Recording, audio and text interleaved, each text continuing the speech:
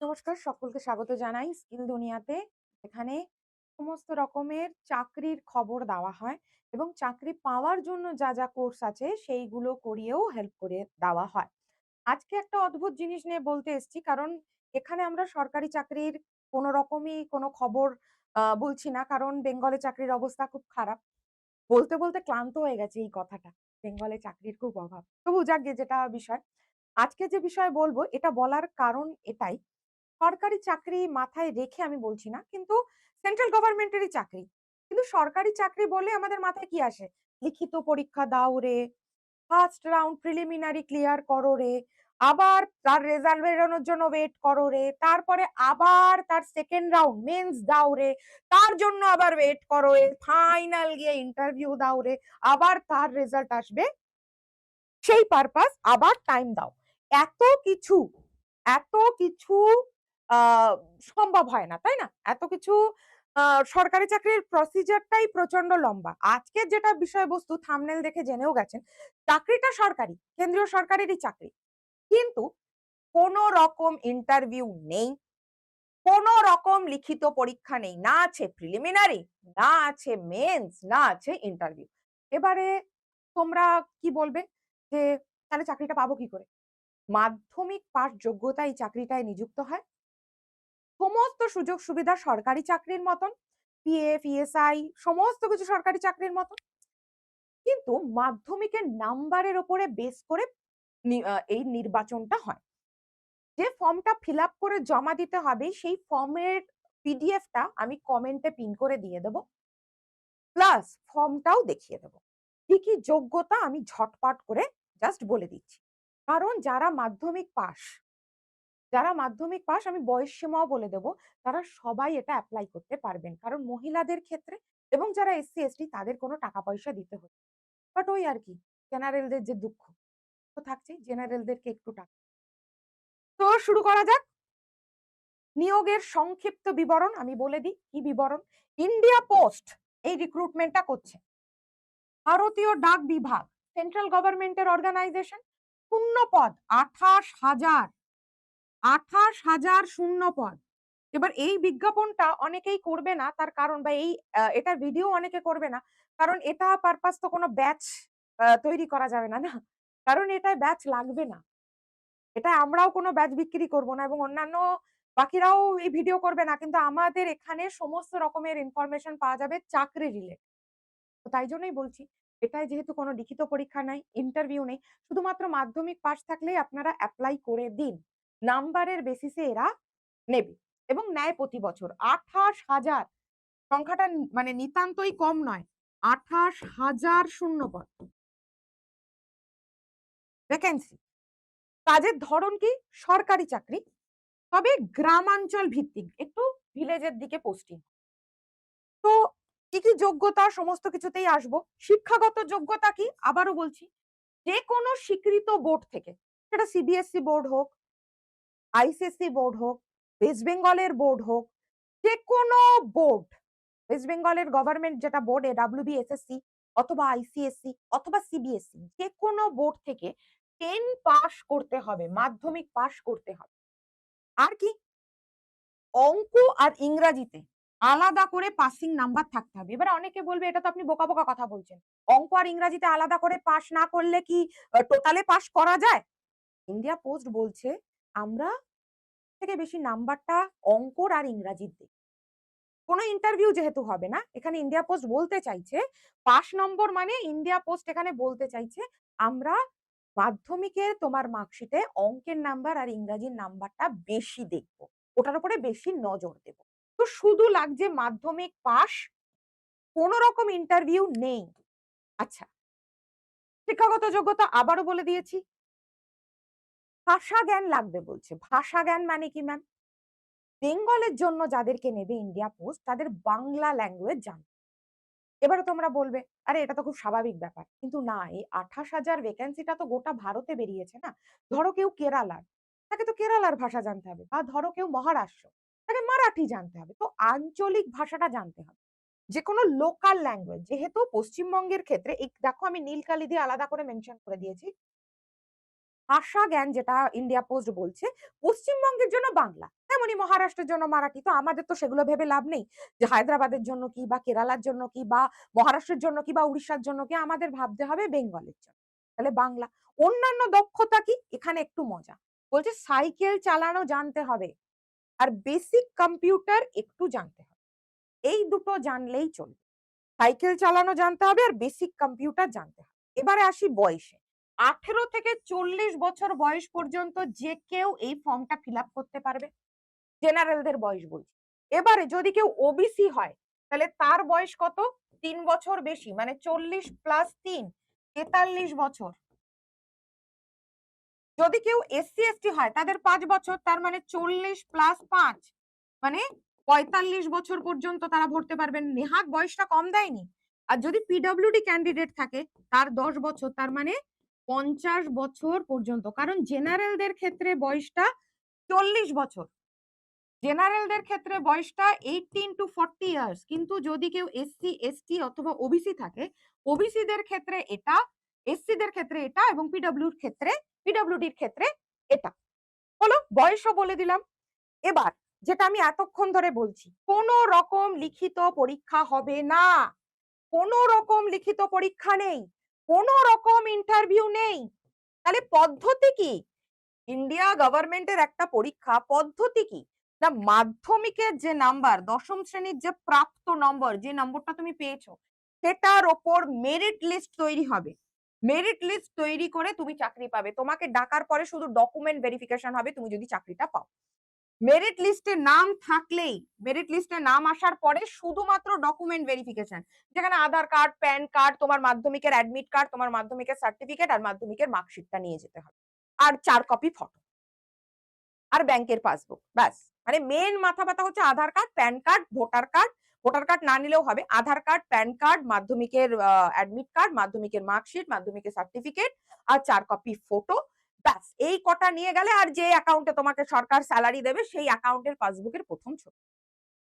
মাধ্যমিকের নাম্বারেই তাহলে কোনো রকম রিটেন এক্সাম নেই, না প্রিলিমিনারি ঝামেলা, না মেন্সের ঝামেলা, কোনো রকম ইন্টারভিউ এর ঝামেলাও নেই। তাহলে বাংলা জানতে হবে। হলো।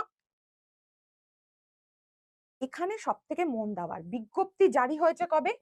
জানুয়ারিতে, এই মাসে ২০২৬। ঠিক আছে? আবেদন শুরু হবে কবে? ৩১শে জানুয়ারি। আবারও বলছি, আজকে ২৯শে জানুয়ারি। ৩১শে জানুয়ারি ডেটটা প্রচন্ড ক্রুশিয়াল। কেন? না, ৩১শে জানুয়ারি থেকে আবেদন শুরু, ফর্ম ফিল আপ শুরু। আমি ফর্মটাও দেখিয়ে দেব। ৩১শে জানুয়ারি থেকে ফর্ম ফিল আপ শুরু। এই ডেটটা মাথায় রাখো, ৩১শে জানুয়ারি থেকে। আমি কিন্তু অনেক আগেই ভিডিও করে দিলাম। আর লাস্ট ডেট হচ্ছে ১৪ই ফেব্রুয়ারি। ভ্যালেন্টাইন্স ডে তে বলছে আর ফর্ম নেব। ভ্যালেন্টাইন্স ডে এর পরে বলছে আর ফর্ম নেব না। ভ্যালেন্টাইন্স ডে পর্যন্তই ফর্ম নেবে। ইন্ডিয়া পোস্ট বলছে। মানে 14 ফেব্রুয়ারি ভ্যালেন্টাইন্স ডে তো। মানে সেটা ভেবেই করেছে হয়তো। তো ৩১ তারিখ থেকে শুরু হবে ফর্ম ফিল আপ, ১৪ তারিখে আবেদন শেষ। আর ওরা ফর্ম জমা নেবে না। আবেদনের মাধ্যম আবারও বলছি শুধুমাত্র অনলাইন। তোমাকে গিয়ে ফর্মটা ফিল আপ করে কোথাও গিয়ে দিয়ে আসতে হবে না। অনলাইনে। এবারে কি করে আবেদন করবে? এই ওয়েবসাইটটা লিখে নাও। indiapostsoline.gov.in, এইটাই ক্লিক করতে হবে। ক্লিক করে প্রথমে রেজিস্ট্রেশন করবে। আমি দেখো এগুলো পরপর বলে দিয়েছি তোমাদের সুবিধার জন্য। রেজিস্ট্রেশন করতে হবে, তারপরে ফর্ম ফিল আপ করবে, তারপরে নিজের সার্কেল নির্বাচন করবে। মানে তুমি কোন সার্কেলে চাইছো, কৃষ্ণনগর না মুর্শিদাবাদ না উত্তর ২৪ পরগনা না সাউথ ২৪ পরগনা, কোন সার্কেলে চাইছো, তারপরে সেটার প্রিন্ট আউট বার করে নেবে। এবার যেরকম বললাম, সাধারণ যারা ক্যান্ডিডেট এবং ওবিসি প্রার্থীদের জন্য ১০০ টাকা লাগবে। ১০০ টাকা ফর্ম ফিল আপ, খুব একটা হাইফাই নয়, ১০০ টাকা লাগবে। আর এসসি, এসটি এবং মহিলাদের জন্য কোনো টাকা লাগবে না। তাই যদি কেউ হাউসওয়াইফও আছেন এবং বাড়িতে কাজ করছেন, মাধ্যমিক তো পাস আপনি অবশ্যই, তারাও আবেদন করুন। কারণ পয়সা তো লাগছে না মহিলাদের। মহিলাদের কোনো পয়সা লাগছে না। তাই জন্য যারা হাউসওয়াইফও আছেন তারাও আবেদন করে দিন। আবেদন করতে তো আর পয়সা লাগছে না মহিলাদের এবং এসসি এসটিদের। তাই জন্য কেউ ফেলে রাখবেন না। অনেকে অনেক রকম জ্ঞান দেবে। আরে হবে না, কিন্তু যারা এরকম অনেক লোক আছে যাদের হয়ে যায়। ২৮,০০০ ভ্যাকেন্সি মানে খালি করে রাখবে না কিন্তু ইন্ডিয়া পোস্ট। তাই যাদের হওয়ার তারা কিন্তু অপরচুনিটি নিয়ে বেরিয়ে যাবে। তাই যারা আশেপাশের লোকজন কিছু থাকবে জ্ঞান দেওয়ার জন্য, "আরে হয় না, পয়সা তো লাগছে না।" এসসি, এসটি এবং মহিলাদের তারা প্লিজ করে দিন। ফর্মটা ফিল আপ করে দিন। ১৪ তারিখে লাস্ট ডেট, শুরু হচ্ছে ৩১ তারিখ থেকে। আর জেনারেলদের ক্ষেত্রে বলছি, নাম্বার যদি একটু আপনাদের ভালোর দিকে আছে, তাহলে ৳১০০ খরচ করুন। বাট এটা আপনার ব্যক্তিগত মানে মতামত। যারা জেনারেল ক্যান্ডিডেট এবং ওবিসি ক্যান্ডিডেট তাদেরকে বলব, যেহেতু ৳১০০ লাগছে, আপনারা নিজেরা যদি মনে করেন ৳১০০ দিয়ে সরকারের ফর্মটা ফিল আপ করবেন, করুন। কারণ টাকা তো আর আমি নিচ্ছি না, সরকারই নেবে। আমার পরামর্শ এখানে আমি আলাদা করে বলে দিয়েছি। আমার এটা পরামর্শ, নিজের স্থানীয় ভাষার সার্কেলে আবেদন করুন এবং রিজেক্ট না হলে রিজেক্ট হতে। এটা আমার পরামর্শ। কেন? না, নিজেদের সার্কেলে যদি আবেদন করছেন না, রিক্রুটমেন্ট হওয়ার চান্সেস বেশি। কারণ ওরা দেখবে, যখন ওরা তো আর ইন্টারভিউ করবে না, ওরা ডকুমেন্টে দেখবে যে ও আচ্ছা এই পজিশনে চেয়েছে, এর বাড়ি কাছাকাছি। ওরা কাছাকাছির লোকজনকে বেশি প্রেফার করে। ঠিক আছে? তো এর জন্য এটা আমার পরামর্শ যে নিজের স্থানীয় ভাষার এবং নিজের সার্কেল, কাছাকাছি যে সার্কেল সেটায় এপ্লাই করুন। অন্যথায় না রিজেক্ট করে দেয় ইন্ডিয়া পোস্ট। এটা আমার পরামর্শ। তো এই হলো আজকের বিষয়বস্তু। এখানে একটা কথা বলেছি যে বেসিক কম্পিউটার লাগবে। যদি কারো কাছে বেসিক কম্পিউটারের সার্টিফিকেট না থাকে তারা আমাদের থেকে নিতে পারে।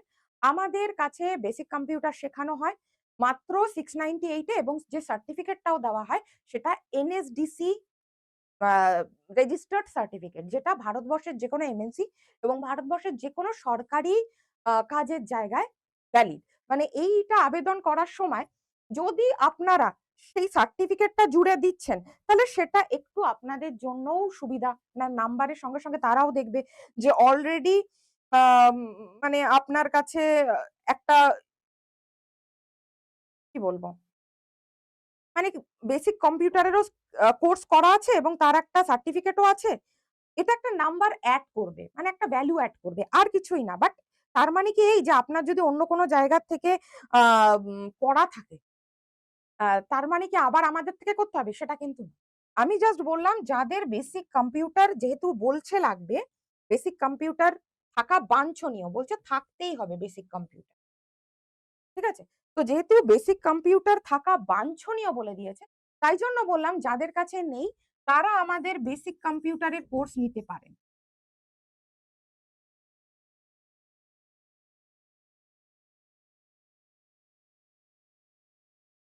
যেটার দাম মাত্র ৳৬৯৮। পুরোপুরি এনএসডিসি সার্টিফাইড। এনএসডিসির ফুল ফর্ম জানেন তো? National skill development corporation.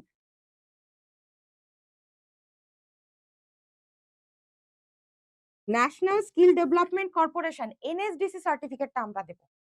এবার যদি কেউ এই ব্যাচটা নিতে চান, তাহলে এই ব্যাচটা নেওয়ার জন্য কোন নাম্বারে ফোন করবেন? আমি একটা নাম্বার লিখে দিচ্ছি, সেই নাম্বারটায় কল করে নেবেন।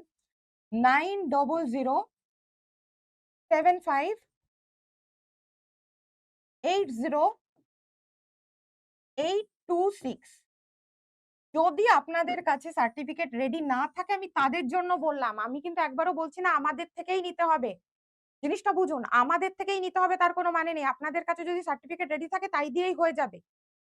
যদি না থাকে তাহলে বেসিক কম্পিউটার কোর্স আমাদের আছে ৳৬৯৮ য়, যেটা কিনা NSDC certified, national skill development corporation.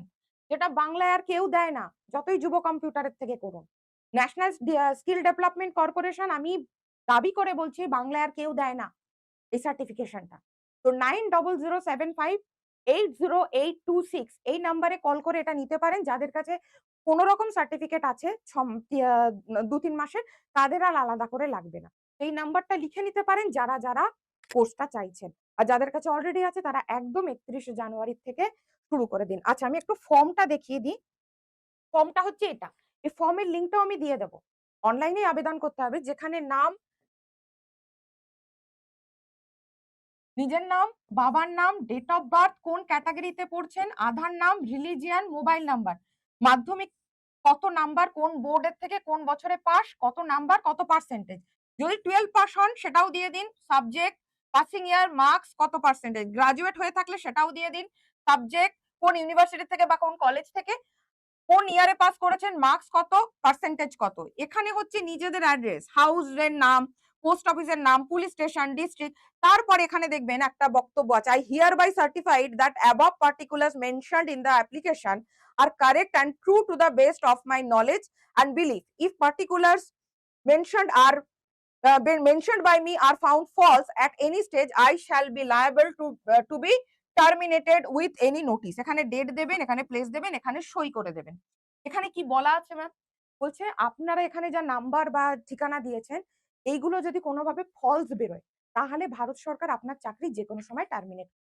তাই সত্যি কথা লিখতে বলছে আর এখানে একটা পাসপোর্ট সাইজ ফটো চিপকাতে হবে। এইটার পিডিএফটা আমি কমেন্টে পিন করে দিয়ে দেব। যাদের বেসিক কম্পিউটারের জন্য কোর্স দরকার তারা আমাদের যে নাম্বার দিয়ে দিলাম সেই নাম্বারে যোগাযোগ করে দিন।